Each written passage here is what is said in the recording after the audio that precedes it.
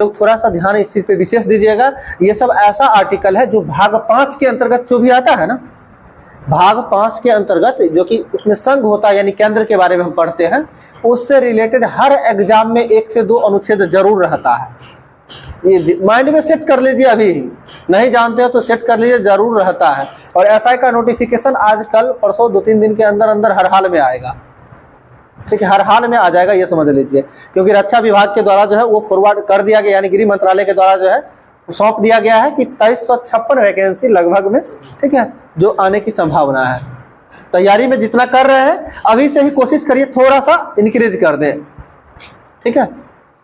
तो उसके अंतर्गत देखते हैं भाग 5 स्टार्ट भी होता है अनुच्छेद 52 से लेके 151 तक, और जिसमें अनुच्छेद 52 में कहा गया है भारत का एक राष्ट्रपति होगा। अनुच्छेद 53 में क्या कहा गया ये बताइएगा। देखिए, हाँ, राष्ट्रपति कार्यपालिका का प्रधान होगा, अनुच्छेद 53 के अकॉर्डिंग है। अनुच्छेद 54 की बात करें तो अनुच्छेद 54 में क्या हो जाएगा, राष्ट्रपति का निर्वाचन हो जाएगा, यानी निर्वाचन करने की बात है। और राष्ट्रपति का निर्वाचन प्रणाली की बात करें या प्रक्रिया की बात करें तो अनुच्छेद 55 हो जाएगा। निर्वाचन और निर्वाचन प्रक्रिया या प्रणाली में अंतर है, ध्यान रखिएगा।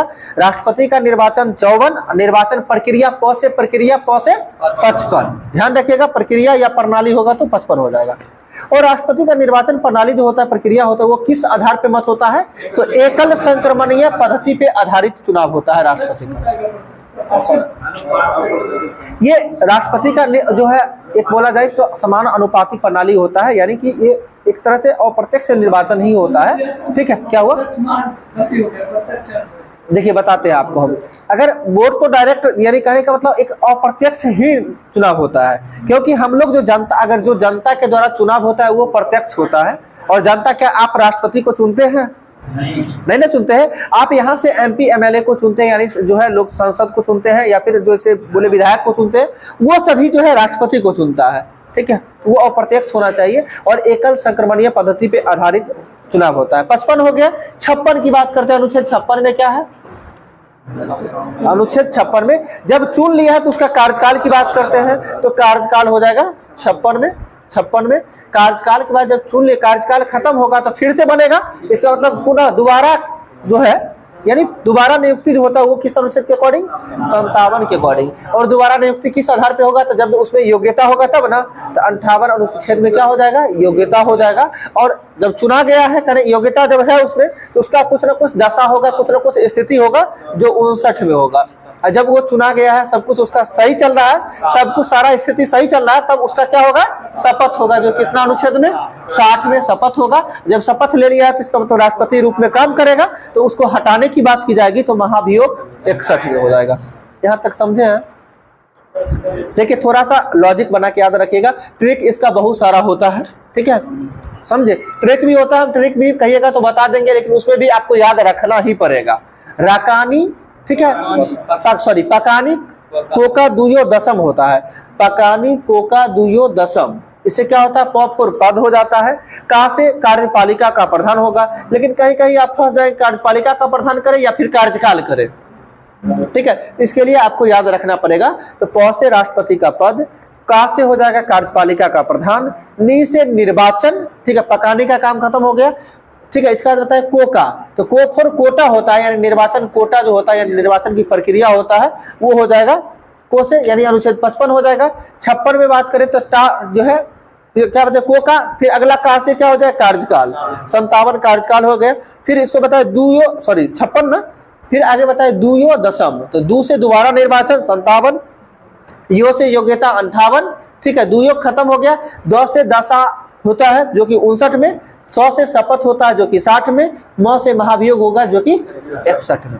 यहाँ तक समझ गए? ये ट्रिक छोड़िए, आप आपको एक लॉजिक वे में बताए, अगर ऐसे याद कर लिए तो सब परमानेंट रहेगा। एक बार फिर से बोर नहीं होइएगा सिर्फ, ठीक है, याद हो गया।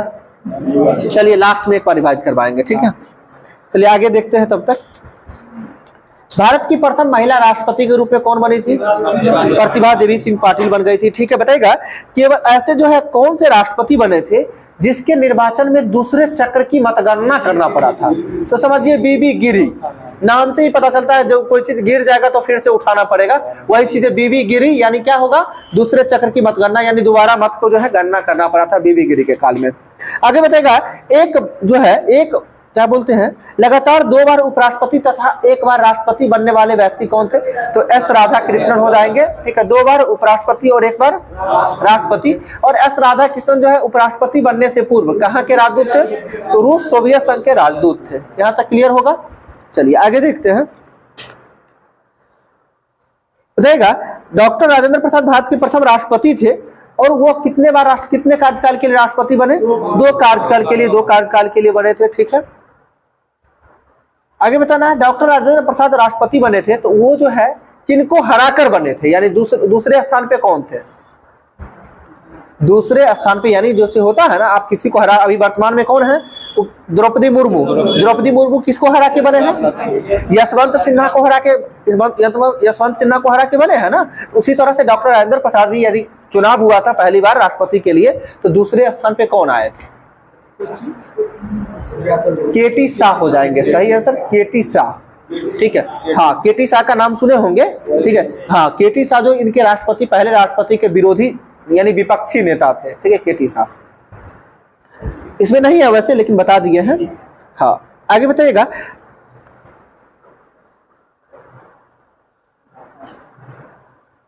राष्ट्रपति का क्षमादान का शक्ति किस अनुच्छेद के अकॉर्डिंग होता है?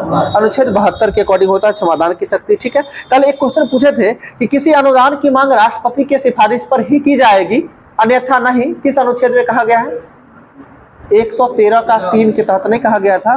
ठीक है, यानी 3-3 साथ है, समझिए। कुछ आप लोग अपने मन में जो है ना टोन बनाइएगा उसको याद करने का। अब चाहे हम क्या बोले, किसी अनुदान की मांग जो है राष्ट्रपति के सिफारिश पर ही की जाएगी, ये किस आर्टिकल में है? तो 113 के 3 के अंतर्गत है। ठीक है,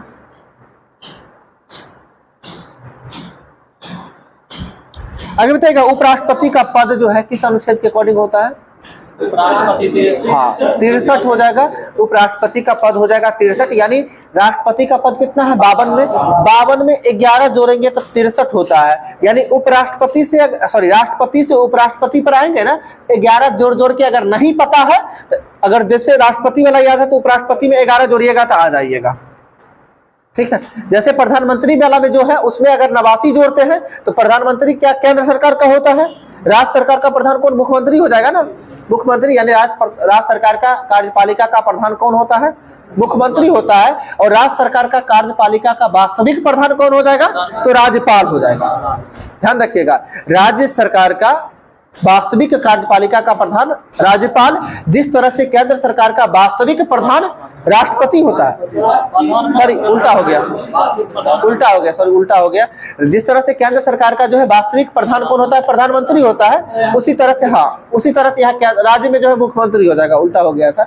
उसी तरह से राज्य में जो है वास्तविक प्रधान मुख्यमंत्री हो जाएगा और सीधा अगर बोले कार्यपालिका प्रधान तो राज्यपाल होगा।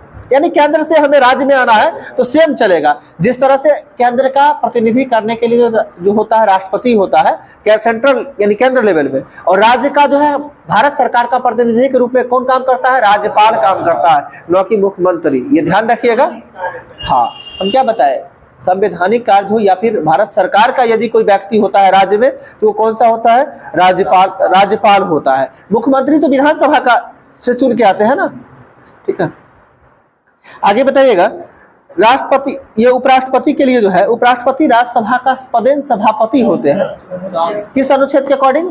64 और 89 दोनों देता है। 64 और 89 दोनों के अंतर्गत जो है उस उपराष्ट्रपति राज्यसभा का पदेन सभापति होगा। तो बताइएगा उपराष्ट्रपति का पद यानी वेतन जो है कितना मिलता है? उपराष्ट्रपति का वेतन 4 लाख होता है। लोकसभा अध्यक्ष का बताइएगा, तो लोकसभा अध्यक्ष का भी वेतन 4 लाख होता है। बताइएगा उपराष्ट्रपति को वेतन जो मिलता है किसके लिए मिलता है?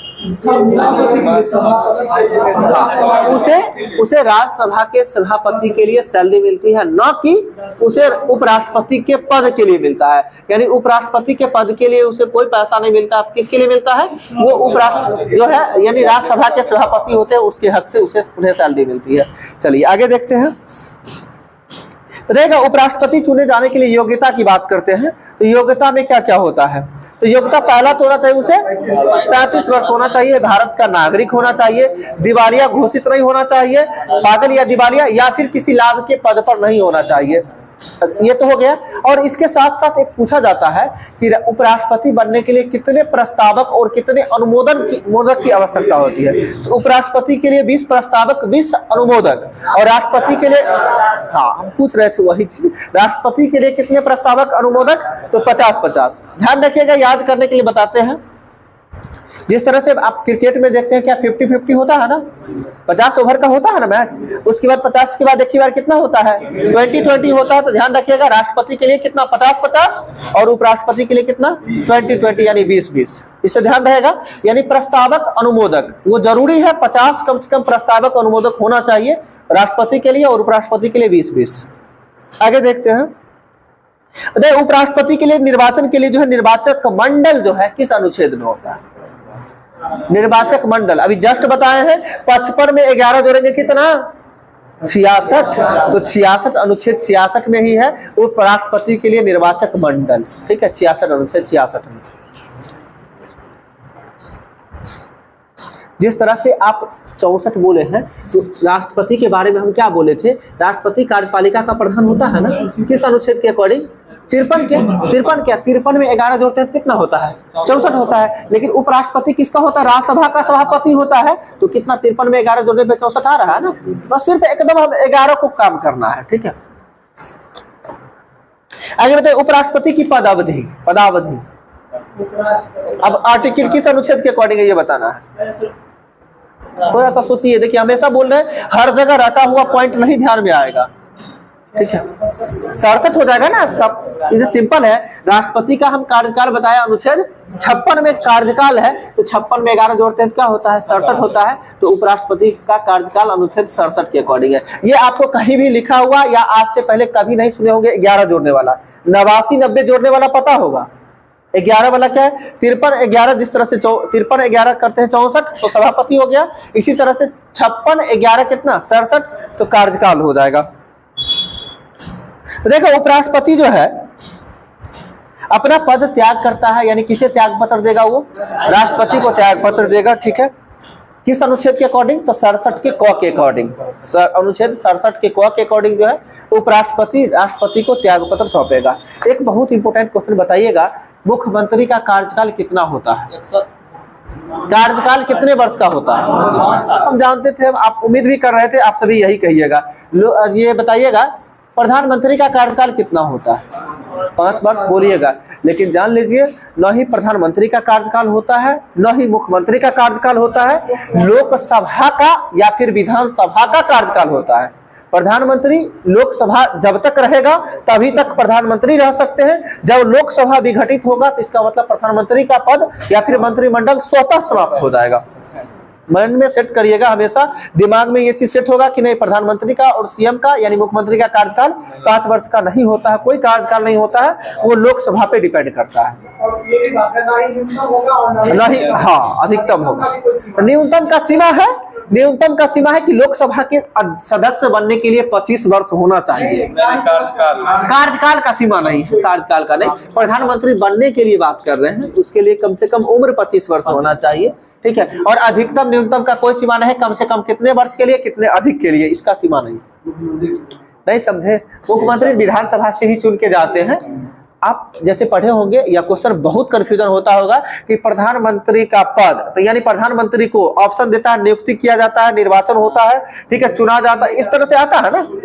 तो प्रधानमंत्री का क्या होता है, चुने जाते हैं, सदन के नेता होता है, नियुक्ति होता है। पीएम को कौन नियुक्त करे, सुनिए, नहीं सही है, नियुक्ति होगा। प्रधानमंत्री का नियुक्ति होता है जो कि राष्ट्रपति के द्वारा किया जाता है, बट वो जो है लोकसभा के बहुमत दल के नेता होते हैं, लोकसभा के बहुमत दल के नेता। ये कंफ्यूजन वाला क्वेश्चन है। तो प्रधानमंत्री का आप जैसे यही बोले चुने गए, थोड़ा सा फंस गए ना। आप सोचते हैं कि प्रधानमंत्री को चुनने का मतलब क्या हुआ कि हम यहाँ से जो है वोट दिए तो यानी हम चुने प्रधानमंत्री को, लेकिन ऐसा नहीं होता है। प्रधानमंत्री को राष्ट्रपति के द्वारा नियुक्त किया जाता है और प्रधानमंत्री वही व्यक्ति बनेगा जो लोकसभा के बहुमत दल के नेता होंगे। ठीक, लोकसभा अध्यक्ष में भी कभी-कभी गलत क्या गलत कर देते हैं? उसमें लोकसभा का निर्वाचित नहीं देखिए, चयनित किया जाता है, बताते हैं वो चुने जाते या फिर चयनित, दोनों एक ही वर्ड होता है। ठीक है, और उसमें क्या होता है कि लोकसभा अध्यक्ष या फिर उपाध्यक्ष, ये सभी जो है जितने भी सदस्य हैं, यानी सभी लोकसभा सदस्यों में से एक को अध्यक्ष और दूसरे को उपाध्यक्ष नियुक्त किया, यानी कि जो है जो चुना जाता है, एक को अध्यक्ष दूसरे को उपाध्यक्ष चुना जाता है उसी सब में से, और उसी में से चुना जाता है। जिस तरह से प्रोटेम स्पीकर के बारे में जानते होंगे, जो 17वीं लोकसभा वर्तमान में चल रही है, 17वीं लोकसभा के जो है प्रोटेम स्पीकर कौन थे? वीरेंद्र कुमार थे।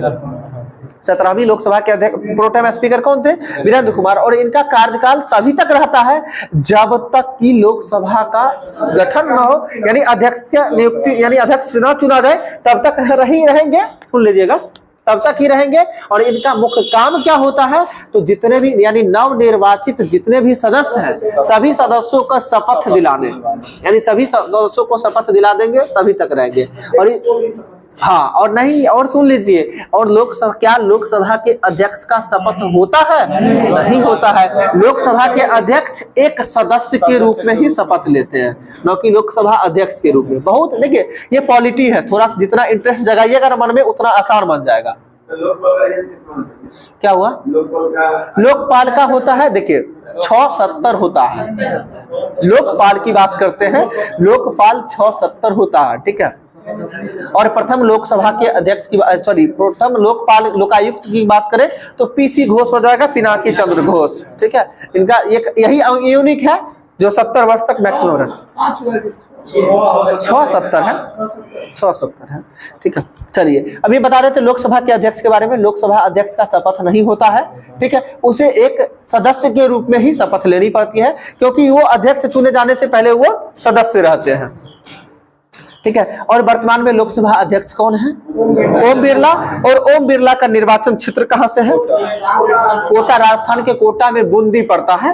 ठीक है, बूंदी से चुने गए हैं वो। ठीक है, चलिए आगे देखते हैं क्या हुआ। हाँ, लोकसभा का महासचिव जो होता है, यानी जो है वो अध्यक्ष के द्वारा ही चुना जाता है। और जैसे अभी थोड़ा देर पहले जो बोले थे लाभ के पद के बारे में कि उपराष्ट्रपति भी बनेंगे तो उसे कोई लाभ के पद पे नहीं होना चाहिए, तो इस लाभ के पद का निर्धारण कौन करता है? तो लोकसभा के द्वारा ही किया जाता है। ठीक है, लोकसभा अध्यक्ष के द्वारा ही किसी भी व्यक्ति के लाभ का पद पे है या नहीं है, इसका निर्धारण वही करेगा। बताइएगा क्या हुआ? हाँ, उपराष्ट्रपति अनुच्छेद 67 बताए थे, और 67 के क के तहत जो है त्याग पत्र देगा। और किसको त्याग पत्र देगा? उपराष्ट्रपति राष्ट्रपति को देगा, और राष्ट्रपति को यदि त्याग पत्र देना होगा तो उपराष्ट्रपति को देगा। और लोकसभा अध्यक्ष अपना त्याग पत्र किसे देता है? तो उपाध्यक्ष को ही त्याग पत्र देता है। ठीक है, तो प्रधानमंत्री त्याग पत्र, ये राष्ट्रपति को त्याग पत्र देंगे। ठीक है, हाँ, तब लोकसभा को राष्ट्रपति सूचना देगा। ठीक है, क्या प्रधानमंत्री अगर त्याग पत्र देते मंत्रिमंडल भंग होगा ना, मंत्रिमंडल भंग होगा। आप जैसे जानते हैं, बताते हैं, जैसे मंत्रिमंडल का चुनाव होता है ना, तो उसमें क्या होता है, पहले तो राष्ट्रपति जो है प्रधानमंत्री जो बहुमत दल के नेता होते हैं उसे चुन लेते हैं, और उसके बाद प्रधानमंत्री के सिफारिश पर अन्य मंत्रियों का जो है हाँ चयनित जो है राष्ट्रपति के द्वारा ही किया जाता है, लेकिन प्रधानमंत्री सिफारिश करता है। क्योंकि आप जानते हैं ना, कहा नहीं जाता है कि प्रधानमंत्री यानी जैसे लोकसभा के नेता है तो वही चुनेंगे किसको किसको हमको कौन मंत्री देना है, कौन मंत्रालय देना है, तो वो तो वही बताएंगे ना। राष्ट्रपति का सिर्फ और सिर्फ क्या उनके द्वारा किया जाता है, बाकी हाँ हेल्प करने का काम प्रधानमंत्री करते हैं। जैसे त्याग पत्र देता तब तक बनाता जब तक पद पे कोई राष्ट्रपति आना है, तो प्रधानमंत्री का त्याग पत्र देगा तो उससे पहले जब तक त्याग पत्र तो मंत्रिमंडल भंग हो जाएगा 6 महीना के अंदर अंदर, जो फिर से जब तक त्याग पत्र देगा तब तक कोई प्रधानमंत्री बना के तो ऐसा थोड़ी ना, ऐसा नहीं होता। लोकसभा उसमें भंग हो जाएगी, मंत्रिमंडल भंग हो जाएगा, और उसमें से फिर से जो है चुना जाएगा। ठीक है, क्योंकि आप प्रधानमंत्री को नहीं ना चुनते हैं, आप लोकसभा के जो है सदस्य को चुनते हैं, जिसे सांसद बोलते हैं। सांसद को आप चुनते हैं, फिर सांसद में जो है वहां फिर जो है लोकसभा के बहुमत दल के नेता जो होते हैं उन्हें बनाया जाता है प्रधानमंत्री। ठीक है, और कोई दिक्कत है? ठीक है, और राष्ट्रपति का क्या होता है? राष्ट्रपति का पद यदि खाली होता है तो उसके नीचे जो है उपराष्ट्रपति राष्ट्रपति के रूप में कार्य करेंगे, और यदि उपराष्ट्रपति का भी पद खाली होता है, तो उस स्थिति में भारत के जो है मुख्य न्यायाधीश जो होंगे, सुप्रीम कोर्ट के मुख्य न्यायाधीश, वो उस स्थिति में काम करेंगे। और ऐसा एक बार हो चुका है। और बनने एकमात्र जो है मुख्य न्यायाधीश बनने वाले जो राष्ट्रपति के रूप में तो एम हिदायतुल्लाह बने थे। ठीक, क्या कार्यवाहक राष्ट्रपति के रूप में जो है 3 लोग थे। ठीक है, बीबी गिरी, बीडी जत्ती और एम हिदायतुल्लाह कार्यवाहक राष्ट्रपति के रूप में 3 हो जाएंगे। लेकिन एक ऐसा स्थिति जिस स्थिति में जो है भारत के मुख्य न्यायाधीश को भी राष्ट्रपति बनने का गौरव प्राप्त हुआ था, और वो व्यक्ति थे एम हिदायतुल्लाह। चलिए आगे देखते हैं। देखिए, उपराष्ट्रपति अपने पद की अवधि समाप्त हो जाने पर तब भी पद धारण करता रहेगा जब तक कि उसका उत्तराधिकारी पद धारण न कर ले। कहने का मतलब उपराष्ट्रपति यदि पद से, ये त्यागपत्र की बात नहीं कर रहे हैं, यदि उसकी पद की अवधि समाप्त, त्यागपत्र की बात नहीं कर रहे हैं, यदि उपराष्ट्रपति का पद का अवधि समाप्त हो जाता है या फिर राष्ट्रपति के पद का अवधि समाप्त हो जाता है, उस स्थिति में वो तब तक काम करेंगे जब तक कि दूसरा व्यक्ति ना बन जाए। ठीक है, तब तक वो रहेंगे। तो उपराष्ट्रपति तब तक रहेंगे। ये किस अनुच्छेद के अकॉर्डिंग है? तो अनुच्छेद 67 के गौ के अकॉर्डिंग होता है। अनुच्छेद 67 के गौ के अकॉर्डिंग उपराष्ट्रपति तब तक उपराष्ट्रपति के रूप में काम करेंगे जब तक उसका उत्तराधिकारी पद पे न ग्रहण हो, यानी पद पे न आ जाए। आगे बताइएगा, राष्ट्रपति के पद खाली रहने पर उपराष्ट्रपति राष्ट्रपति की हैसियत से कार्य करता है, किस अनुच्छेद में कहा गया है? अनुच्छेद 65 में ही है ये चीज। ठीक है, अनुच्छेद 65 में ही है कि यदि जो है राष्ट्रपति का पद यदि खाली है, उस स्थिति में राष्ट्रपति के हक से जो है उपराष्ट्रपति कार्य पे करेगा, और उसको वेतन भत्ता जो मिलेगा वो सारी सुविधाएं राष्ट्रपति वाला मिलेगा। ये ध्यान रखिएगा। उसको यदि उपराष्ट्रपति राष्ट्रपति के रूप में कार्य करेगा, भले ही कार्यवाहक राष्ट्रपति क्यों ना रहे, लेकिन उसे राष्ट्रपति की सारी सुविधाएं, सारी फैसिलिटी मिलेगी। क्या हुआ? तो वो कार्यवाहक न हो जाते हैं। तो कार्यवाहक का मतलब नहीं समझते, जैसे कि अति प्रभार मिलता है कि एक मंत्री रहते भी हैं, फिर भी दूसरा यदि खाली हो जाता है तो प्रभार मिल जाता है, तो वही कार्यवाहक कहलाता है। समझे? हाँ, और 6 महीने, अगले 6 महीने के अंदर अंदर फिर से चुनाव करवाना पड़ेगा और फिर से राष्ट्रपति के पद को भरना पड़ेगा। ये प्रक्रिया होता है। ये तो ग्राम पंचायत में भी होता है। यदि मुखिया यदि कुछ भी हो जाता है तो उस स्थिति में भी जो है 6 महीने के अंदर अंदर चुनाव करवाना पड़ता है। ठीक है, चलिए आगे बताइएगा। क्या 65 में उपराष्ट्रपति राष्ट्रपति के हैसियत से काम करेगा, अनुच्छेद 65। वेतन के हकदार नहीं होगा, राष्ट्रपति का कहीं एक ही जगह न मिलेगा। 65 में ही है। वेतन के बारे में चर्चा नहीं किया गया, वो हम अपने मन से बता रहे थे, इसमें नहीं लिखा हुआ है। वो हम अपने मन से बता रहे थे कि राष्ट्रपति के रूप में ही उसे वेतन भत्ता मिलता है। ठीक, आगे बताइए, प्रधानमंत्री में सबसे बड़ा कार्यकाल किस व्यक्ति का था? ठीक है, 16 वर्ष नहीं, लगभग 17 वर्ष ले लीजिए। 16 वर्ष 9 महीना 12 दिन। ठीक है, 16 वर्ष 9 महीना 12 दिन का कार्यकाल था सबसे लंबा, जिसका था डॉक्टर जवाहरलाल नेहरू का था। हाँ, दोनों पहला ही रह गए। ठीक है, अटल बिहारी वाजपेयी नहीं, राष्ट्रपति में बोल रहे हैं ना, बताते हैं। सबसे जाकिर हुसैन हो जाएंगे। उपराष्ट्रपति में सबसे कम दिन बीवी गिरी हो जाएंगे। ठीक है, देखिए आगे बताइएगा, जो है जिस किसी काल अवधि में जो है उपराष्ट्रपति राष्ट्रपति के रूप में कार्य करता है, वह राज्यसभा के सभापति पद के कार्यों को नहीं करेगा। कहने का मतलब वो उपराष्ट्रपति तो रहेंगे लेकिन राज्यसभा के सभापति के रूप में कार्य नहीं करेंगे। ठीक है, ये ध्यान रखिएगा। हाँ, यानी उसका कार्य जो है राज्यसभा के सभापति के जगह पे फिर उपसभापति उसको संभालेंगे। आगे देखते हैं, और जो है नहीं करेंगे। और यह किस अनुच्छेद के अधीन जो है राज्यसभा के सभापति के वेतन या भत्ते के हकदार नहीं होंगे? आपको पहले ही थोड़ा देर पहले ही बताए थे कि उपराष्ट्रपति जो होते हैं किस जो है वो उपराष्ट्रपति के रूप में वेतन भत्ता नहीं लेते, वो राज्यसभा के सभापति के रूप में लेते हैं। और वो सभापति के रूप में भी वेतन भत्ते के हकदार नहीं होंगे जिस स्थिति में वो राष्ट्रपति के रूप में काम करेंगे। और यह किस अनुच्छेद में कहा गया है? तो अनुच्छेद 97 में कहा गया है। हाँ, अनुच्छेद 97 में हो जाएगा कि जो है उस वेतन भत्ते के हकदार नहीं होंगे वो राज्यसभा के सभापति के रूप में पैसा नहीं लेंगे। वो किस स्थिति में? अनुच्छेद 57 के 97 के अकॉर्डिंग, 57 बोला गया, 97 के अकॉर्डिंग। आगे बताइएगा प्रधानमंत्री और मंत्रिपरिषद के बारे में। तो मंत्रिपरिषद की नियुक्ति किस अनुच्छेद के अकॉर्डिंग है? 74। और मंत्रिपरिषद को जो है सलाह एवं जो है मतलब कहने का चलाने के लिए उसका हेड जो होगा वो प्रधानमंत्री होता है, जो किस अनुच्छेद के अकॉर्डिंग? 75 के अकॉर्डिंग। और प्रधानमंत्री की नियुक्ति कौन करेगा? राष्ट्रपति करेगा, ठीक है। और अन्य मंत्रियों की नियुक्ति प्रधानमंत्री की सलाह पर राष्ट्रपति ही करेगा, ठीक है। इसमें साफ साफ लिखा हुआ है प्रधानमंत्री की नियुक्ति राष्ट्रपति, तो नियुक्ति होगा, नौकरी चुना जाएगा, ठीक है। आगे बताइएगा 11वें संविधान संशोधन में यह अधिनियम में घोषित किया गया था कि जो है मंत्रिमंडल का प्रधानमंत्री सहित 15% अधिक से अधिक जो है लोकसभा के अधिक से अधिक होगा। 2003 हो जाएगा। 91वां संविधान संशोधन 2003 के तहत कहा गया था कि जो है लोकसभा के कुल सदस्यों की संख्या का जो है मात्र 15% टोटल मंत्रिमंडल में सदस्य होंगे, जिसे प्रधानमंत्री को लेकर, ठीक है। 15% से अधिक नहीं हो सकते। क्या हुआ? 12% है शायद, हाँ 12 को हो सकता है मंत्रिमंडल के साथ। राज्य में जो है अधिक से अधिक 12 को हो सकता है, या क्या है? 12 को मंत्री हो सकता है ना, कुछ है, लेकिन 12 कुछ है, उससे कम नहीं हो सकता। अच्छा 12, अच्छा देख लेते हैं आगे, घबराइए। कंफ्यूजन क्रिएट नहीं करना है, सब आएगा बारी बारी, पेशेंस रखिए ना। इतना हो जाएगा ना इंडियन पॉलिटी में। एक सप्ताह ने 10 दिन ज्यादा से ज्यादा समय दीजिए। 10 दिन के अंदर अंदर जो सेट अभी बना रहे होंगे ना, अभी भी जो सेट बना के आए होंगे, एक आध क्वेश्चन लगता है इसमें जरूर होगा, ठीक है, वो रहता ही है। और देखने के बाद सारा क्वेश्चन सब कुछ क्लियर हो जाएगा। आगे बताइएगा राष्ट्रपति के जो है, ये जो है मंत्री जो है अनुच्छेद 75 के 2 के अकॉर्डिंग जो है किसके प्रसाद पर्यंत काम करता है? हाँ, तो राष्ट्रपति के प्रसाद पर्यंत जो है पद को धारण करता है।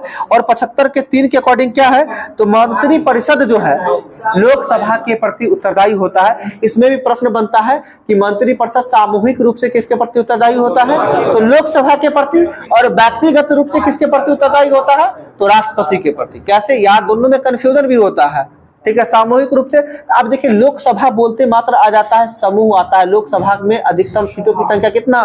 5। सभा मतलब क्या आता है? समूह ना। तो जब सामूहिक, समूह मतलब क्या? सामूहिक रूप से जिम्मेवार होंगे तो लोकसभा के प्रति। और व्यक्तिगत, राष्ट्रपति क्या है? व्यक्तिगत है, एक व्यक्ति है। राष्ट्रपति क्या है? एक व्यक्ति होते हैं। तो व्यक्तिगत रूप से किसके प्रति उत्तरदायी होंगे? राष्ट्रपति के प्रति उत्तरदायी होंगे। यहाँ क्लियर हो गया होगा ये बात, ठीक है। और किस अनुच्छेद में कहा गया है? सामूहिक रूप से लोकसभा के प्रति 75 के 3 के तहत, और व्यक्तिगत रूप से राष्ट्रपति के प्रति किस अनुच्छेद के अकॉर्डिंग? 75 के 2 के अकॉर्डिंग होते हैं, ठीक है। अब शपथ की बात करें 75 का 4 में शपथ हो जाता है, ठीक है। और पद छोड़ने की बात होता है जो है 75 का 5 हो जाता है। मंत्रिपरिषद में अगर शामिल होगा कोई सदन के सदस्य नहीं है तो वो 6 महीने से ज्यादा नहीं। हाँ, 6 महीना ज्यादा नहीं टिक सकता है, यानी 6 महीना के अंदर अंदर जो है अपनी सदस्यता को जो है ग्रहण करना पड़ेगा किसी भी एक सदन में। क्या? हाँ, जहाँ सदन की संख्या 40 होगी ना, वहाँ 12%। अच्छा,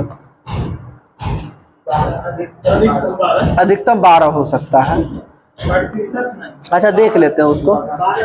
12 सदस्य होगा, प्रतिशत नहीं होगा। 12 सदस्य, हाँ हाँ, प्रतिशत में नहीं होगा। 40 की सदस्य हो रहा है तो हाँ, उसका 15%, उस 40 का 15% करते हैं, कितना हो जाता है? सेम रहता है, राज्य में भी सेम रहता है। राज्य में है जहाँ 40% राज्य में भी रहता है, लेकिन दिल्ली अखबार में है 10% रहता है। अरे ये समझ लीजिए, लोकसभा के 15% करिए, चाहे विधान परिषद या विधानसभा है तो विधानसभा के 15% करिए। वही 91वां संविधान संशोधन 2003 के तहत ही है ये, ठीक है।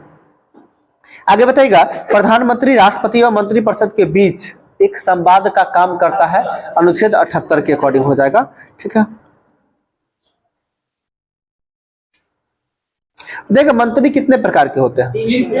3 प्रकार के होते हैं, जिसमें कैबिनेट मंत्री, राज्य मंत्री और उप मंत्री होते हैं। कैबिनेट मंत्री, राज्य मंत्री और उप मंत्री। तो कभी कभी ऑप्शन में देके ये भी पूछ दिया जाता है कि इसमें से जो है कौन मंत्री का प्रकार नहीं, यानी कौन मंत्री नहीं है, ठीक है। उसमें आपको कैबिनेट मंत्री, राज्य मंत्री और उप मंत्री के अलावा कुछ और मंत्री कोई दे दे, ठीक है। क्या हुआ? स्वतंत्र प्रभार उसके अंतर्गत नहीं आता है, राज्य मंत्री के अंतर्गत आता है, ठीक है। किया जाएगा समिति में। अच्छा, नहीं हो सकता है। बहुत कुछ पूछा जाता है, ठीक है। जब तक क्वेश्चन पूरा नहीं आएगा पूछ देता है वाला बहुत कुछ है, ठीक है। इसमें लेकिन जो बनता है ऑप्शन में चौथा ऑप्शन कुछ रहेगा, ये ध्यान रखिएगा। मंत्री 3 प्रकार के होते हैं। कौन कौन मंत्री? कैबिनेट मंत्री, राज्य मंत्री और उप मंत्री, ठीक है। चलिए आगे बताइएगा। राष्ट्रपति जो है संसद का सत्रावसान कर सकता है, यानी लोकसभा का विघटन कर सत्रावसान कर सकता है किस अनुच्छेद के अकॉर्डिंग? 85 ने होगा, अनुच्छेद 85 के अकॉर्डिंग, ठीक है। विघटन लोकसभा का विघटन 85 के, हाँ तो वही ना है सर। और किसके, हाँ, और किसके सलाह पे कर सकता है? तो प्रधानमंत्री के सलाह, प्रधानमंत्री के सलाह पे ही करेगा। आगे बताइएगा। जैसे अभी थोड़ा देर पहले बताया भी थे कि प्रधानमंत्री मंत्रिपरिषद का प्रमुख होता है। अतः जब प्रधानमंत्री त्यागपत्र देता है अथवा उसकी मृत्यु हो जाती है तो अन्य मंत्री कोई भी कार्य नहीं कर सकते हैं, क्योंकि इसे अन्य शब्दों में ये कह सकते हैं कि प्रधानमंत्री मृत्यु अथवा त्यागपत्र से मंत्रिपरिषद स्वयं ही विघटित हो जाती है। यानी अपने भाषा में कह दिए कि प्रधानमंत्री यदि त्यागपत्र दे, चाहे उनकी एकाएक डेथ हो जाती है, तो मंत्रिपरिषद स्वतः विघटित हो जाएगा, वो कुछ नहीं कर पाएगा, ठीक है। आगे बताइएगा। देश की प्रथम महिला प्रधानमंत्री कौन बनी थी? इंदिरा गांधी बनी थी, जो कितने अवधि में काम किए हैं? तो 2 अलग अलग अवधियों में काम किए हैं। हाँ, और पहली बार जो इंदिरा गांधी जो प्रधानमंत्री बनी थी तो किस सदन के सदस्य थी? तो राज्यसभा के सदस्य थी, ठीक है। आगे बताइएगा। एकमात्र प्रधानमंत्री जो कभी संसद में चरण, लोकसभा में चरण नहीं रखे थे, तो चौथे चरण नहीं रखे मतलब क्या हुआ? कहियो नहीं गए, चरण नहीं रखे। चौधरी चरण सिंह नाम ही है, चौधरी चरण सिंह, चरण नहीं रखे, ठीक है। वो अविश्वास प्रताप है, ठीक है। तो एकमात्र प्रधानमंत्री जिसपे अविश्वास प्रस्ताव जो है लाया गया था, तो अविश्वास प्रस्ताव यानी विश्वनाथ प्रताप सिंह, ठीक है। हाँ, जिसपे कोई विश्वास नहीं यानी क्या हो जाएगा? विश्वनाथ प्रताप सिंह, ठीक है, अविश्वास प्रस्ताव। और एकमात्र लोकसभा अध्यक्ष जिसपे सबसे पहले जीवी मावलंकर पे ही अविश्वास प्रस्ताव लाया गया था।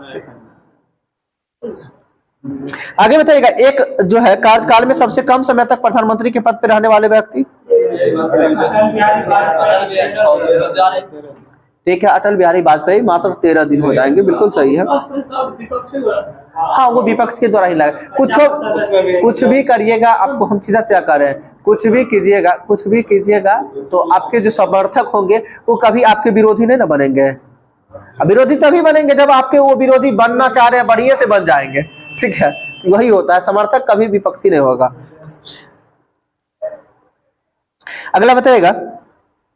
कैबिनेट मंत्रियों में सबसे बड़ा कार्यकाल किसका रहा है?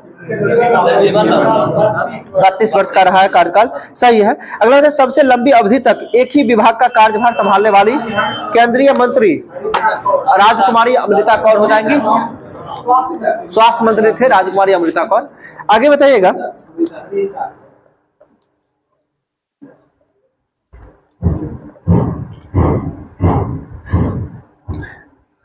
बताइएगा कौन से प्रधानमंत्री थे जिन्होंने पद ग्रहण करते समय विधानसभा का सदस्य थे?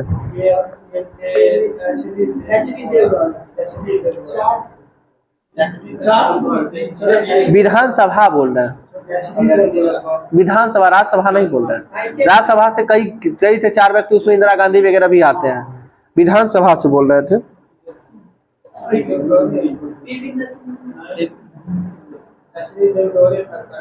रुकिएगा 1 मिनट। ये हो जाएगा राजीव गांधी, ठीक है। राजीव गांधी जो है ये विधानसभा के सदस्य थे, विधानसभा सदस्य जी। आप चेक कर लीजिएगा, तो एक बार चेक करिए तो थोड़ा सा। नहीं सॉरी, HD देवगौड़ा सही आंसर होगा, ठीक है। HD देवगौड़ा हो जाएंगे जो विधानसभा के सदस्य थे। हाँ, और CM से PM भी बने थे, ठीक है। क्या हुआ? नहीं, वो बन सकते हैं, फिर बाद में हो जाता है, सब कुछ है सारा। हाँ, 6 महीना के बाद जो है राज्यसभा या लोकसभा के कहीं ना कहीं तो एक सदन में तो जाना पड़ेगा ना। हाँ, और विधानसभा से ही राज्यसभा जाते हैं। ऐसे भी ये सीधा सीधा समझ लीजिए ना कि प्रधानमंत्री तभी बनेगा जब तक वो लोकसभा में रहेगा। भले ही पहले वो जो भी सदन के हो, चाहे उच्च सदन के सदस्य हो, चाहे निम्न सदन के हो, चाहे विधानसभा के हो, चाहे विधान परिषद के हो, लेकिन बाद में उन्हें बनना पड़ेगा, ठीक है। राज्यसभा का भी सदस्य बनेंगे तो हाँ, काहे नहीं बन सकते हैं? और राज्यसभा से नहीं बने तो इंदिरा गांधी किससे बने थे? पहली बार तो राज्यसभा के सदस्य ही थे जो बने जी। ठीक, राजीव गांधी, मनमोहन सिंह सब तो वहीं से बने थे ना। बताइएगा। और पद ग्रहण नहीं, ऐसा भी हो सकता है किसी भी सदन का सदस्य नहीं रहेगा तो ये प्रधानमंत्री बन सकता है, लेकिन 6 महीने के अंतर्गत जो है होना पड़ेगा। और ऐसे भी व्यक्ति हैं जो व्यक्ति किसी भी सदस्य के सदस्य नहीं थे और प्रधानमंत्री चुने गए थे डायरेक्ट। बताइएगा। बिल्कुल सही, पीवी नरसिम्हा राव। और ये भी तो नहीं, ये है मोदी जी तो लोकसभा के सदस्य है वाराणसी से ना। ठीक है, क्या हुआ? मनमोहन सिंह जी नहीं थे, वो राज्यसभा के थे, नहीं थे तो पहले तो वो मंत्री थे। पहले से ही वो वित्त मंत्री। पहले तो 1991 में तो वित्त मंत्री थे ना वो। ठीक है, ये तो अब वित्त मंत्री किसको बनाया जाएगा? समझ सकते हैं, जब तक नहीं रहेंगे सभा का सदस्य नहीं होंगे तब तक कैसे बनेंगे। चलिए आगे देखते हैं। लाल बहादुर शास्त्री का जो है पद पर रहते हुए मृत्यु हो गया था, कहाँ में? ताशकंद में, जो कि कब हुआ था? 11 जनवरी 1966 को मृत्यु हुआ था और 10 जनवरी 1966 को ताशकंद समझौता हुआ था। ठीक है। सबसे अधिक उम्र में जो है बनने वाले प्रधानमंत्री बनने वाले व्यक्ति मोरारजी देसाई, और सबसे कम उम्र में ठीक है राजीव गांधी हो जाएंगे, जो सबसे कम उम्र में, सबसे अधिक उम्र में मोरारजी देसाई। नाम बोलने से भी लगता होगा, जैसे राजीव आम बोलचाल की भाषा में नहीं कहते आप सभी के दोस्त होंगे, मतलब क्या यंग होंगे। ठीक है, सीधा सीधी बात है। तो सबसे युवा कौन हो जाएंगे? राजीव गांधी। ठीक है, और मोरारजी देसाई बोलते हैं, मोरारजी देसाई लग रहा है कि ऐसे भी जो है ठीक है जाने की कगार पे है कहने का मतलब। ठीक है, तो इसलिए उससे पता चल जाएगा सबसे अधिक उम्र जो है मोरारजी देसाई।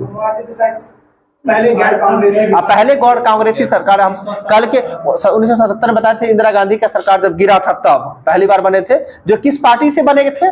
जनता पार्टी से। ठीक है, जनता पार्टी से। आगे बताइए, भारत के प्रथम उप प्रधानमंत्री कौन बने थे? ठीक है, सरदार वल्लभ भाई पटेल बने थे। ठीक है, आगे बताइएगा। मंत्रिमंडल सचिवालय जो होता है, मंत्रिमंडल सचिवालय भारत सरकार के नियम कितना के अंतर्गत जो है प्रधानमंत्री के अधीन कार्य करता है? 1961 के तहत जो है यानी अधिनियम आया था, मंत्रिमंडल सचिवालय अधिनियम, जिसके तहत जो है मंत्रिमंडल सचिवालय जो है वो प्रधानमंत्री के अधीन कार्य करता है। और जो है मंत्रिमंडल सचिव का जो है प्रशासनिक प्रमुख कौन होता है? तो कैबिनेट सचिव होता है, कैबिनेट सचिव होता है। आगे बताइएगा।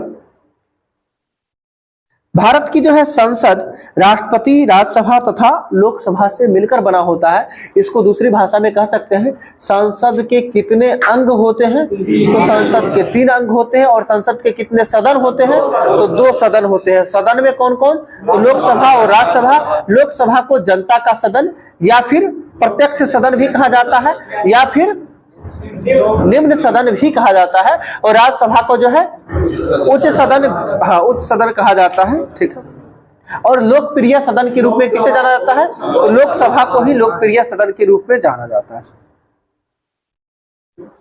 आगे बताइएगा, राज्यसभा के सदस्यों की अधिक से अधिक संख्या कितना हो सकता है? 250 हो सकता है, 250 अधिकतम हो सकता है। और जी, और लोकसभा का अधिकतम 550 हो सकता है। और वर्तमान में कितना प्रभावी है? 545 प्रभावी है। 43 + 2 अभी समाप्त तो नहीं ना हुआ है, अभी प्रभावी की बात करेंगे। 545 सही है, घट गया है। ठीक है, लेकिन अभी तक जो है हाँ प्रभावी नहीं हुआ है। ये जान लीजिए, दिया हुआ 104वां संविधान संशोधन के तहत जो है उसको हटाने की बात कही गई है, लेकिन प्रभावी कहाँ हुआ है। गूगल पे देता है, वैसे हम देखे हैं गूगल पर भी देता है कि हो गया है। नया बुक है, अच्छा देख लेते हैं। आगे बताइए, राज्यसभा की संरचना जो है किस अनुच्छेद के अकॉर्डिंग होता है? अनुच्छेद 79। हम इसीलिए एक अनुच्छेद को हम गायब करके पूछे थे। ठीक है, राज्यसभा का संरचना अनुच्छेद 80 होगा। एक वर्ड हम जानते थे कि सब लोग याद कर लेते हैं, सरल यानी सिंपल। सरल, स से संसद, र से राज्यसभा, ल से लोकसभा। स से सरल यानी में आता है स से संसद। अनुच्छेद 79, 80, 81। 79 में होगा संसद, जो कि संसद के 3 अंग होंगे, 2 सदन होंगे, जो अनुच्छेद 79 में। और अनुच्छेद 79 में ही कहा गया है संसद जो है राष्ट्रपति, राज्यसभा, लोकसभा से मिलकर बना होगा। और अनुच्छेद 80 में क्या कहा गया, राज्यसभा का संरचना। और अनुच्छेद 81 में क्या कहा गया, अनुच्छेद 81 में हो जाएगा लोकसभा का संरचना। आगे बताइएगा।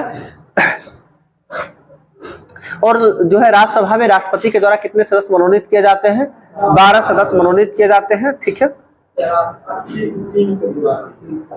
क्या हुआ, ठीक है, 80 के 3 के अकॉर्डिंग। आगे बताइएगा। राज्यसभा एक अस्थायी सदन है, यानी राज्यसभा का कभी भंग नहीं किया जा सकता, लेकिन राज्यसभा के सदस्य का कार्यकाल कितने वर्षों का होता है, 6 वर्षों का होता है। अब यहाँ पे उल्टा हो जाता है, जिस तरह बोले कि लोकसभा का कार्यकाल होता है कितना वर्ष का, 5 वर्ष का। लोकसभा का कार्यकाल 5 वर्ष का, लेकिन लोकसभा सदस्य के कार्यकाल तो नहीं है, कहने का मतलब प्रधानमंत्री का कार्यकाल नहीं है। उसी तरह से राष्ट्रपति, ये क्या कहते हैं, सॉरी, राज्यसभा की बात करते हैं तो राज्यसभा का कार्यकाल कितने वर्षों का, राज्यसभा का कार्यकाल नहीं होता। अभी पहले बोल के निकले हैं कि राज्यसभा का कार्यकाल नहीं, राज्यसभा के सदस्यों का कार्यकाल होता है, क्योंकि राज्यसभा को कभी विघटित नहीं किया जा सकता है। और प्रति 2 वर्ष पे जो है कितना सदस्य हटता है, 1/3 सदस्य जो है हटते रहता है।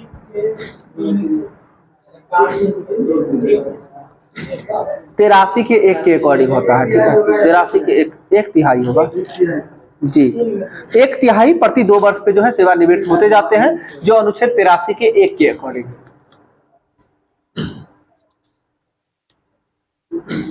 आगे बताए राज्यसभा का सभापति और उपसभापति, अनुच्छेद 89 बताए, 64 और 89 दोनों। ठीक है, राज्यसभा के प्रथम उपसभापति कौन थे,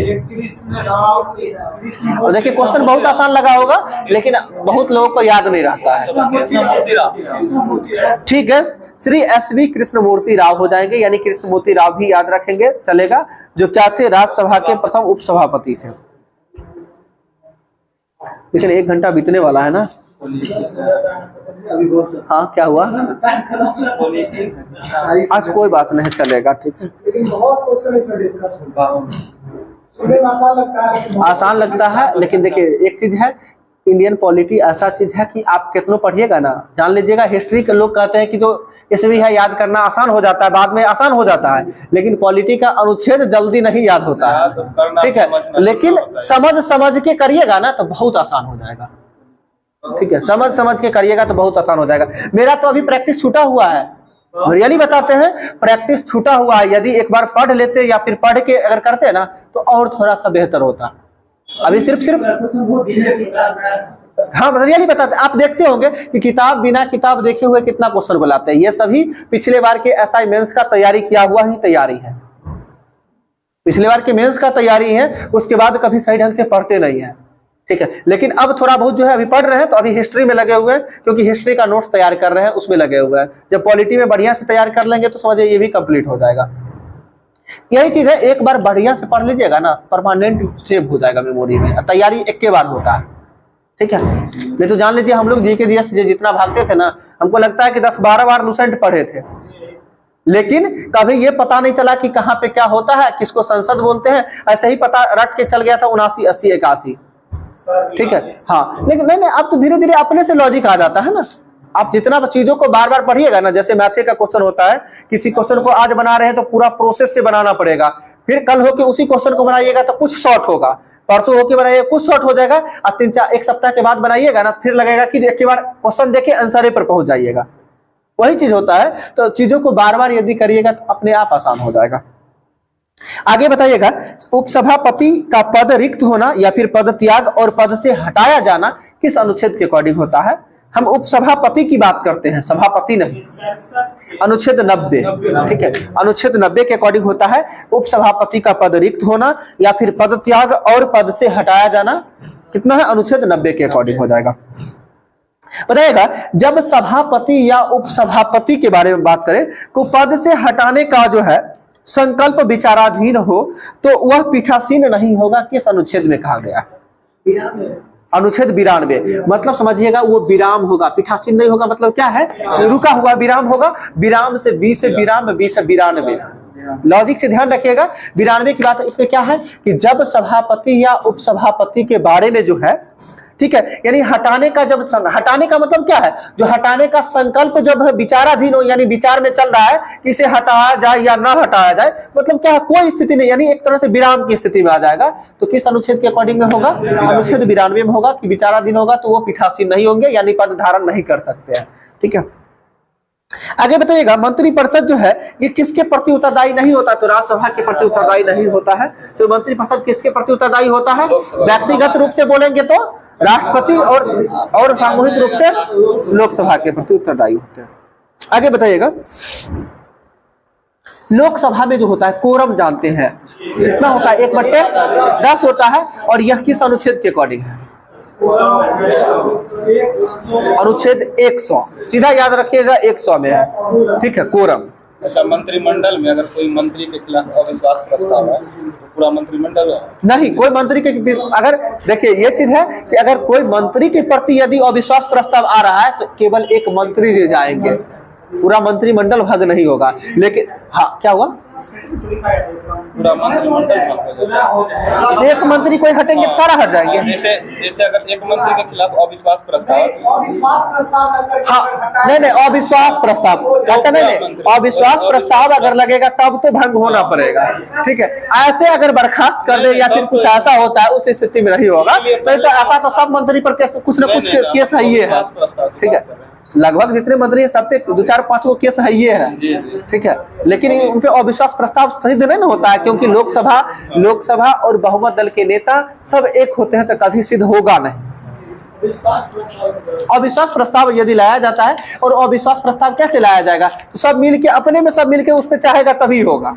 ठीक है, नहीं तो आज तक सुने हैं एक ही प्रधानमंत्री के पीछे लगा था कौन, विश्वनाथ प्रताप सिंह, जो विश्वास मत प्राप्त करने में जो है असफल हो गए थे। ठीक है, बाकी उनके बाद किसी पे नहीं लगा है, क्योंकि उसके बाद 60 गार्ड की सरकार चलती है।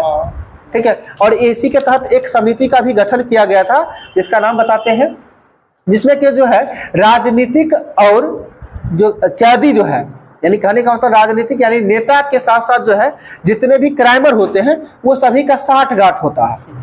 अभी भी देख रहे हैं ना, जितने भी पॉलिटिशियन है सभी का कुछ ना कुछ, जितने भी क्राइम करने वाले हैं, मर्डर करने वाले हो, शूटर हो, सभी उनके 60 गांठ में रहते हैं। और इसके लिए एक समिति का गठन किया गया था, वो कौन सा समिति था बताना है। तो समझिएगा, सीधा सीधा समझिएगा। ऐसी स्थिति में क्या होता है, नेताजी बौरा जाते हैं, तो इससे ध्यान रखिएगा बोहरा समिति है। ठीक है, एक लॉजिक मतलब बता रहे हैं, अगर आप किसी जो है वैसे व्यक्ति को यदि आप सपोर्ट करते हैं, समर्थन देते हैं, इसका मतलब बोहराए हुए इंसान है। ठीक है, इसे ध्यान रखिएगा, बोहरा समिति के द्वारा जो है राजनीतिक यानी नेता और जो है क्राइम को दोनों को 60 गांठ के बारे में जो है बताया गया था बोहरा समिति का।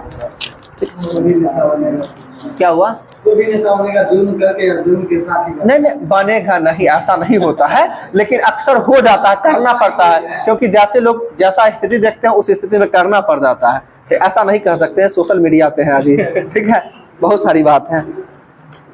चलिए, और होता ही है, देखिए ऐसा कहने की बात नहीं, जो हकीकत सच्चाई है वो सभी को दिख रहा है।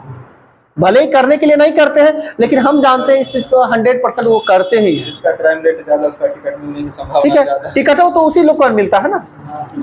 चलिए आगे देखते हैं, बताएगा केवल राज्यसभा को जो है राज्यसभा में उपस्थित मतदान, ठीक है पहले इसको समझिएगा, केवल राज्यसभा को राज्यसभा में उपस्थित मतदान तथा मतदान देने वाले सदस्यों के कम से कम कितने सदस्यों को बहुमत से अखिल भारतीय सेवाओं का सृजन करने का अधिकार प्राप्त होता है, 2/3 होगा। पहले अखिल भारतीय, हम पहले इसके भाषा में नहीं समझिएगा, अखिल भारतीय सेवा समझते हैं, जो अनुच्छेद कितना के तहत है, 312 के अकॉर्डिंग है अखिल भारतीय सेवा। और अखिल भारतीय सेवा के लिए जो है यानी राज्यसभा के सदस्यों के द्वारा जो है, राज्यसभा में उसके कितने सदस्यों के द्वारा अधिकार जो है यदि पारित करना है, उसके लिए तो 2/3 सदस्य जरूरी होता है। ठीक है, हाँ, उपस्थित जितना लोग उपस्थित हुए हैं ना, उसमें उपस्थित सदस्यों का जो है राज्यसभा के 2/3 सदस्य का जो है मतलब बहुमत, हाँ बहुमत होगा, तभी जाके जो है अखिल भारतीय सेवाओं का सृजन किया जाएगा। सृजन तभी किया जाएगा अखिल भारतीय सेवा, हाँ राज्यसभा ही कर सकता है। आगे बताइएगा, धन विधेयक राज्यसभा में पुनः स्थापित नहीं किया जाएगा। ठीक है, यह किस अनुच्छेद के अकॉर्डिंग है? 109 बिल्कुल सही है। धन विधेयक के बारे में ऐसे बोले तो धन विधेयक की परिभाषा किस अनुच्छेद में है? धन विधेयक अनुच्छेद 110 होता है ना, 110। लेकिन धन विधेयक को जो है राज्यसभा में पुनः स्थापित नहीं किया जाएगा, अनुच्छेद 109 में कहा गया है और 109 के 1 के तहत है। और धन विधेयक के संबंध में राज्यसभा को केवल सिफारिश करने का ही अधिकार है। धन विधेयक के मामले में राज्यसभा सिर्फ और सिर्फ सिफारिश ही कर सकते हैं, बाकी कोई अधिकार नहीं है। हाँ, और सारा निर्णय तो लोकसभा अध्यक्ष लेते हैं। 109 सीधा, हाँ सीधा 109 का 1 देता है तो कोई दिक्कत नहीं। हाँ आगे बताइएगा, राज्यसभा के सदस्य जो प्रधानमंत्री बने थे कौन कौन व्यक्ति थे? राजीव गांधी थे, इंदिरा गांधी, मनमोहन सिंह और एक राजीव गांधी तो ये राज्यसभा के सदस्य नहीं थे। राजीव गांधी नहीं थे, इंदिरा गांधी प्रधानमंत्री पद बनने समय राज्यसभा के सदस्य नहीं थे। इंदिरा गांधी तो मनमोहन सिंह देखिए सुनिएगा, सुन लीजिए, दो व्यक्ति को तो सभी लोग को याद होगा नाम, इंदिरा गांधी, मनमोहन सिंह। ठीक है, इंदिरा गांधी जी और मनमोहन सिंह ये दो व्यक्ति थे जो राज्यसभा के थे। इसके बाद दो व्यक्ति का नाम जो है आराम से याद रखिएगा, पहला HD देवगौड़ा, ठीक है, और दूसरा IK गुजराल। ठीक है, देखिएगा IKHD, ध्यान रखिएगा, सीधा सीधा अंग्रेजी का अल्फाबेटिकल नाम का जा रहा है ना, आई के बाद जो है के, यानी IK जो है गुजराल, हाँ सॉरी IK गुजराल और HD देवगौड़ा, अल्फाबेटिकल लेटर से दो नाम में जो जा रहा है उस नाम को ले लीजिएगा। ठीक है, क्या हुआ?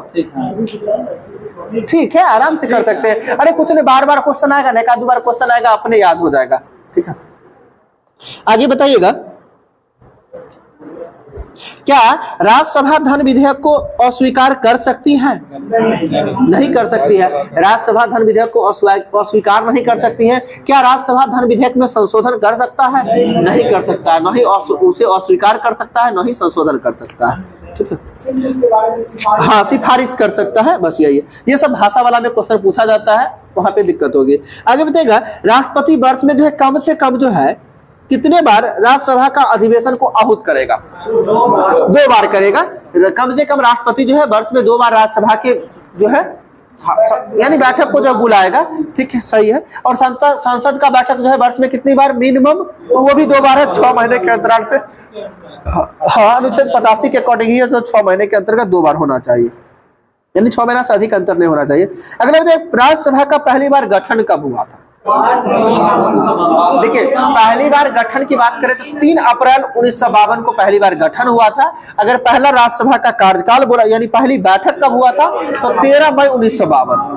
ठीक है, राज्यसभा का गठन की बात करें तो 3 अप्रैल 1952। अब 3 के आगे 1 लगाइएगा, 13, अगला हो जाएगा जो है मई, यानी अप्रैल के बाद मई होता है ना, तो 13 मई 1952 को जो है राज्यसभा का पहला बैठक हुआ था। आगे होते हैं, राज्यसभा में जो है प्रतिनिधित्व नहीं है, तो किस किस क्षेत्र का प्रतिनिधित्व नहीं है? तो वही संशासित प्रदेश में आते हैं, जिसमें हाँ जो अंडमान निकोबार, चंडीगढ़, दादर नगर हवेली, दमन दीप और लक्षद्वीप, ये सभी का जो है राज्यसभा में कोई प्रतिनिधित्व नहीं है। क्या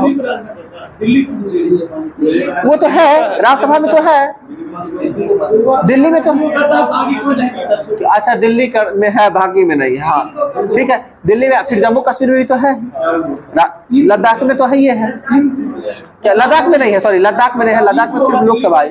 हाँ, दिल्ली, पांडिचेरी और जम्मू कश्मीर, ये 3 जगह है, बाकी जगह नहीं होगा। आगे बताइएगा, लोकसभा की संरचना किस अनुच्छेद के अकॉर्डिंग है?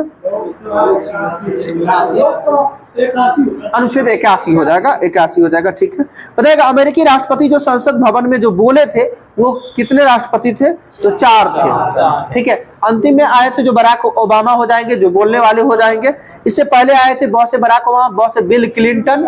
ठीक है, बिल क्लिंटन कब आए थे? 2000 में, और बराक ओबामा कब आए थे? 2010 में। और सबसे पहले कौन आए थे? सबसे पहले 1959 में आए थे, और 1959 में आए थे आइजन हावर, यानी आइजन हावर आए थे 1959 में, और 10 साल बाद आए थे 1969 में जो आए थे, वो संसद में बोले नहीं थे लेकिन आए थे, यानी संसद तक नहीं पहुंचे थे, तो वो थे रिचर्ड निक्सन। रिचर्ड निक्सन जो है, रिच मतलब क्या होता है? रिच मतलब नहीं, रिच नहीं बोलते हैं, उसी को पहुंचना नहीं होता है, रिच की बात करते हैं, पहुंचने की बात है। तो भारत तो पहुंचे थे लेकिन संसद में नहीं पहुंच पाए, वो व्यक्ति कौन थे? Richard Nixon. ठीक है, जो कब आए थे? 1969 में। और पहले राष्ट्रपति आइजन हावर आए थे, जो अमेरिका के राष्ट्रपति, जो 1959 में आए थे। ठीक है, 10-10 साल का आंकड़ा वाला हम बताए आपको, ठीक है। 1959 और 1969 ये याद हो गया होगा कि पहला अमेरिकी राष्ट्रपति जो आए 1959 में आइजनहावर, ठीक है। और दूसरे जो है 10 साल के बाद 1969 में जो आए थे, कौन आए थे? Richard Nixon. वो संसद तक नहीं पहुंचे थे, तो बोलेंगे कहां से? ये हो गया 2। इसके बाद 2000 में आए थे कौन? Bill Clinton. 2000 में बिल क्लिंटन, 2010 में बराक ओबामा। 10 साल के अंतराल में बात करें, टोटल अभी तक 6 गो अमेरिका के राष्ट्रपति अवे किए हैं। हाँ, हम टोटल 6 गो अवे किए हैं, जिसमें हम बता रहे हैं। तो 4 गो तो याद हो गया ना।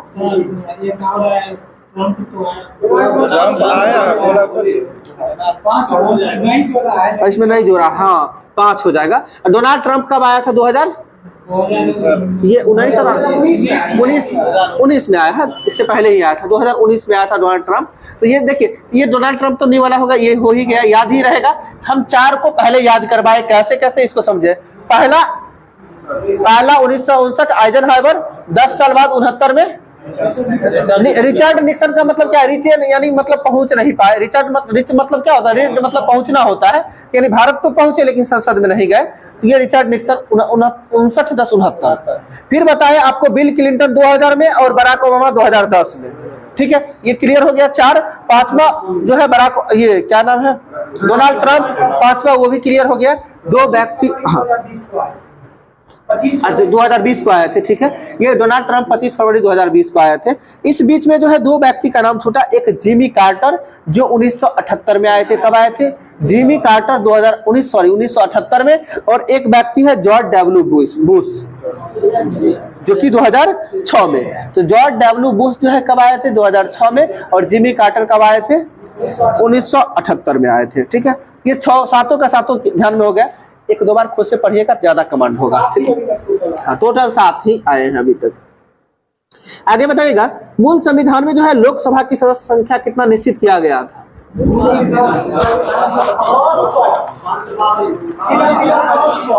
बिल्कुल सही है, सीधा 500। मूल संविधान में जो है, देखिए हम जानते हैं इसलिए कंफ्यूजन होता है ना, क्योंकि हम सब पढ़ क्या रहे हैं। तो 525 से बढ़ाकर 545 क्या संविधान संशोधन में किया गया था? तो 31वां संविधान संशोधन 31वां संविधान संशोधन 1971 होगा, देख लीजिएगा। 1970-71 होगा 31वां संविधान संशोधन। एक बार देख लीजिए ना, आप एक बार देख लीजिए। उसे हम जब तक कंफर्म नहीं रहते, कहीं कहीं थोड़ा डाउट आ जाता है, ठीक है। तो ये सभी को पता है कि 500 से बढ़ाकर 525 कब किया गया, ये नहीं ध्यान में है। और जनरली बुक में लिखा हुआ भी नहीं है, सभी लोग को पता है। 73 है ना, हम बोले थे, थोड़ा डाउट था, हमको लग रहा था कि वही है। 31वां संविधान संशोधन 1973 के तहत जो है 525 से बढ़ाकर 545, ठीक है।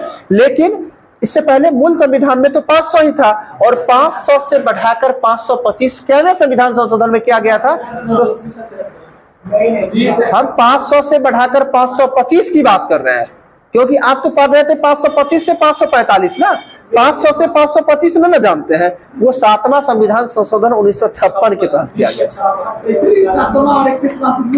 जी। तो 7वां हम बता रहे हैं ना, 7वां संविधान संशोधन, हाँ 7वां संविधान संशोधन 1956 के तहत जो है लोकसभा की जो है यानी अधिकतम सीटों की संख्या जो है 500 से बढ़ाकर 525 किया गया था। और इसी के साथ साथ जो है एक राज्यपाल जो है 1, 2 या 2 से अधिक राज्यों के जो है मतलब जो है आवंटन, यानी कि जो है हाँ अधिक राज्य को भी देख सकते हैं, वो राज्यपाल देख सकते हैं, वो भी 7वां संविधान संशोधन 1956 के तहत।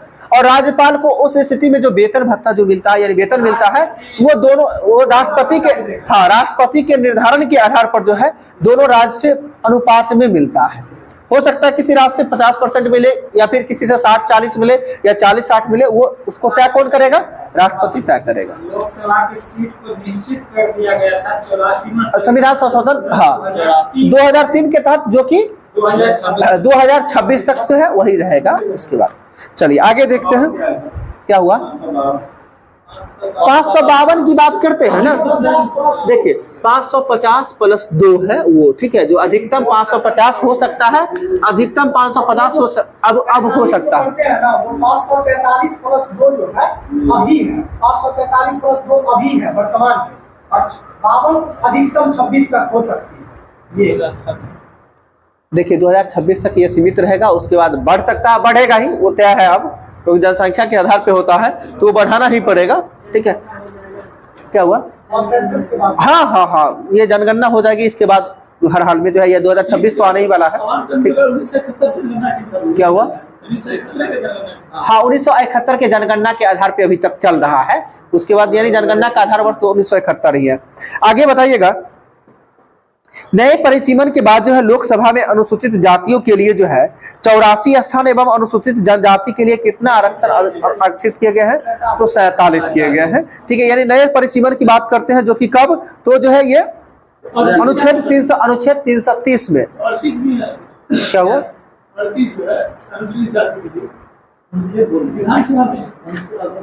नहीं, हम अपनी दूसरा चीज बोले, सुन लीजिए पहले। नए परिसीमन के बाद जो है अनुसूचित जातियों के लिए 84 स्थान एवं अनुसूचित जनजातियों के लिए जो है 47 स्थान आरक्षित किए गए हैं, जो अनुच्छेद 330 के अकॉर्डिंग है। ठीक है, अनुच्छेद 330 में कुछ और कहा गया जो कल भी बताए थे, क्या है अनुच्छेद 330 में बताइएगा। हाँ, लोकसभा में जो है ना अनुसूचित जाति और जनजाति के बारे में आरक्षण की बात की गई है, तो उसी के तहत उसी को ना हम डिटेल भाषा में बोले हैं अभी, जो कितना आरक्षित किया गया है, तो 84 और 47। एससी के लिए 84, हाँ, एससी के लिए 84 और एसटी के लिए 47 हो जाएगा। पूछ रहे थे कि अपना राज्य विधानसभा में एसटी के लिए जो है बिहार में नहीं कह सकते, नहीं कह सकते हैं कॉन्फर्म। ठीक है, देखेंगे। आगे बताइएगा, आगे बताइए, लोकसभा के सदस्यों का चुनाव जो है गुप्त मतदान के आधार पर होती है, जो कि वयस्क मताधिकार का जो है उम्र कितना वर्ष होता है? 18 वर्ष होता है, यानी मत देने का अधिकार 18 वर्ष, और मत देने का अधिकार किस अनुच्छेद के अकॉर्डिंग मिलता है? 326 के अकॉर्डिंग मिलता है। ठीक है, आगे बताएगा, क्या संविधान संशोधन के तहत जो है 18 वर्ष की आयु प्राप्त करने वाले व्यक्ति जो है वयस्क माना गया है? 61वां 1989 के तहत, 61वां 1989 के तहत जो है 18 वर्ष से अधिक उम्र के व्यक्ति जो है वयस्क माने जाते हैं। जी, क्या हुआ? देखिए,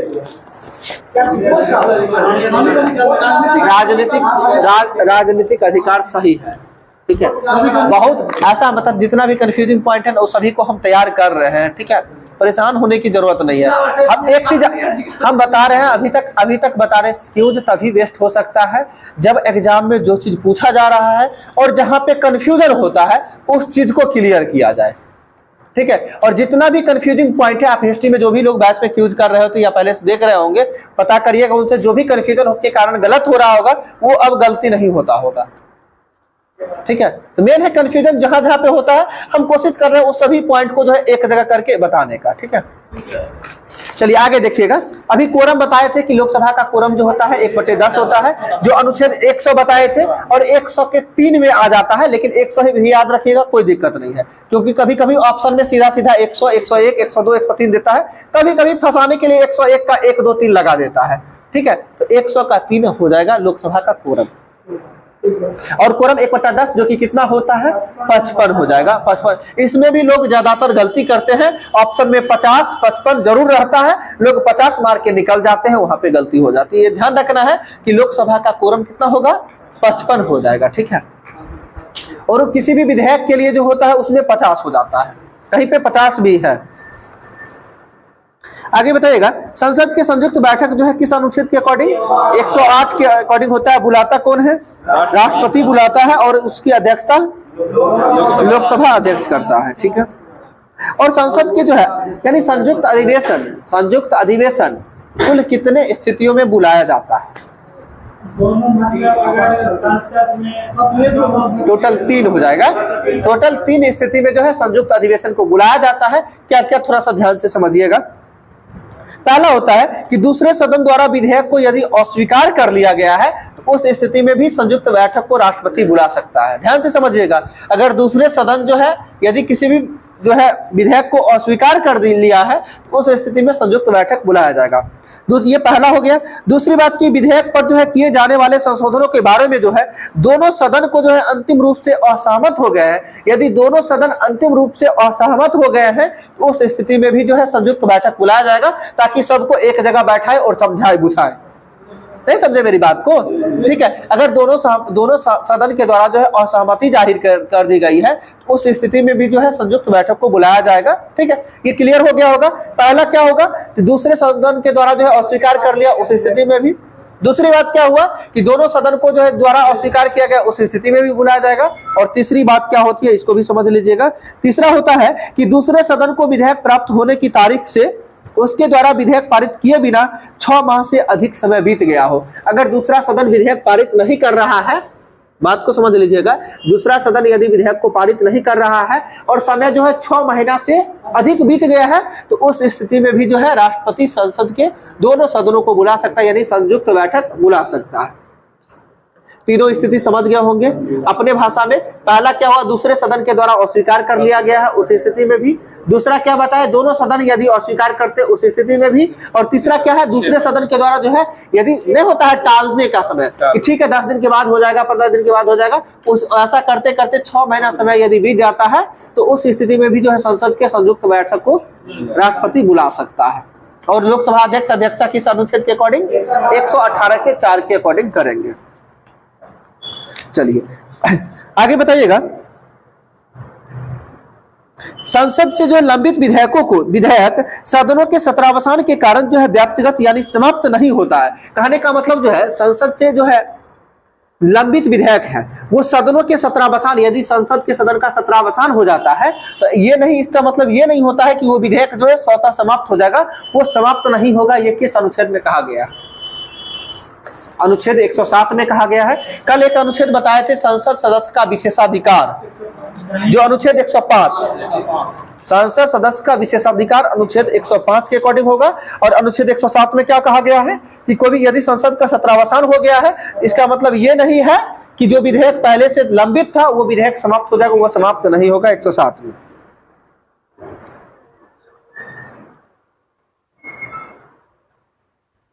आगे बताइएगा।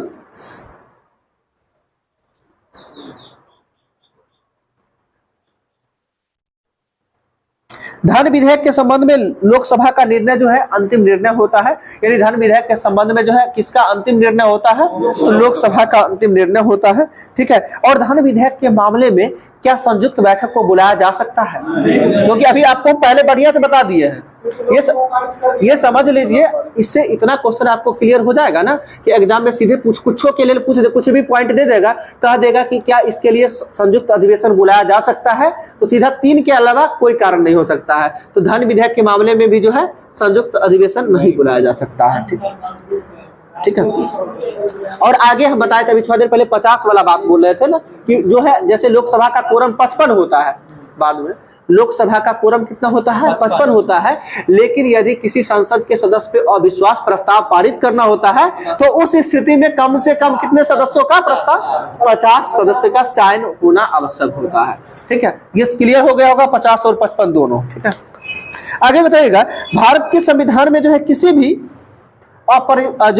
किसी भी अविश्वास प्रस्ताव का कोई उल्लेख है या नहीं, ये बताना है। तो संविधान में अविश्वास प्रस्ताव का कोई उल्लेख नहीं है। ठीक है, क्योंकि अगर संविधान में उल्लेख होता तो अविश्वास प्रस्ताव किस अनुच्छेद के अकॉर्डिंग होता है, क्या कभी पढ़े हैं, नहीं पढ़े, तो इसका मतलब संविधान में उल्लेख नहीं है। जिस तरह से योजना आयोग के बारे में बोला जाता है कि योजना आयोग कैसा निकाय है, तो संवैधानिक निकाय है नहीं ना, है तो गैर संवैधानिक निकाय बोलते हैं, यानी संविधान में इसकी कोई चर्चा नहीं की गई है। ठीक है, अगर इसी तरह से निर्वाचन आयोग के बारे में बोला जाता है तो निर्वाचन आयोग है ना संवैधानिक आयोग, क्योंकि संविधान में चर्चा है इसकी किस अनुच्छेद के अकॉर्डिंग, 324 से लेकर 329 के अकॉर्डिंग निर्वाचन की व्यवस्था है। आगे बताइएगा। लोकसभा के पदाधिकारी में जैसे होते हैं अध्यक्ष तथा उपाध्यक्ष, किस अनुच्छेद के अकॉर्डिंग, तो लोकसभा के अध्यक्ष तथा उपाध्यक्ष अनुच्छेद 93 के अकॉर्डिंग होता है। ठीक है, क्या हुआ, और अनुच्छेद 92 में क्या बताए थे, विचाराधीन जब रहेगा जब राज्यसभा का सभापति तो पीठासीन नहीं होगा, वो 92 में था। ठीक है, अब देखिए इतना जो है ना, थोड़ा सा जोर दीजिएगा ना दिमाग पे, तो मन में कुछ ना कुछ जरूर आ जाएगा।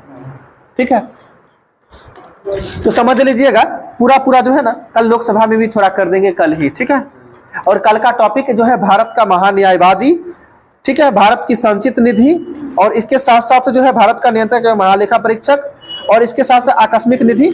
यानी कहने का मतलब टोटल 20 तक टॉपिक कंप्लीट करना, 20 तक नहीं होगा 19 तक करिएगा। ठीक है, कितना, अभी रुक जाइएगा एक मिनट। कल से जो है टॉपिक 15 से लेके 19 तक कर लीजिएगा, यानी 4 टॉपिक इसमें लेना है लूसेंट में, ठीक है। 15, 16, 17, 18, 19, ठीक है। छोटा छोटा पॉइंट है, सब आराम से एक बार कम से कम पढ़ लीजिएगा, ठीक है। और समझ लीजिए ये किसी क्लास से आपको कम नहीं होगा, जिस तरह से आप पढ़ रहे होंगे या कहीं भी जाके पढ़ते हैं ना, उससे कहीं पे कम नहीं होगा, जहां तक उससे ज्यादा मिलता होगा, ठीक है। कहीं भी जाइएगा तो मन में जो क्वेश्चन होगा ना, उस क्वेश्चन को आप नहीं पूछ सकते हैं, नहीं पूछ सकते, वो डाउट हमेशा रहेगा, ठीक है। तो यहाँ पे डाउट क्लियर करना है, थोड़ा सा पेशेंस रखिएगा, घबराइएगा नहीं। हम सोचे थे कि 10-10 पेज को लेके चलेंगे, लेकिन हमसे वो चीज नहीं हो सकता है, छोड़ छोड़ के चलो कि जितना भी है, जो जरूरत का चीज है उतना करें। क्रांतिक तारांकित प्रश्न और तारांकित प्रश्न, देखिए पहला नंबर इसके लिए तारांकित और तारांकित, इसके लिए एक बार जो है संसद का जब अधिवेशन चलेगा ना, उसमें क्लियर कर लीजिएगा, सब आ जाएगा। उसमें कितना प्रश्न पूछ सकते हैं, उसका समय क्या होता है, प्रश्न काल का, शून्य काल का, सब एक जगह पढ़ लीजिएगा, क्लियर हो जाएगा। उसको ड्रॉप करिए तो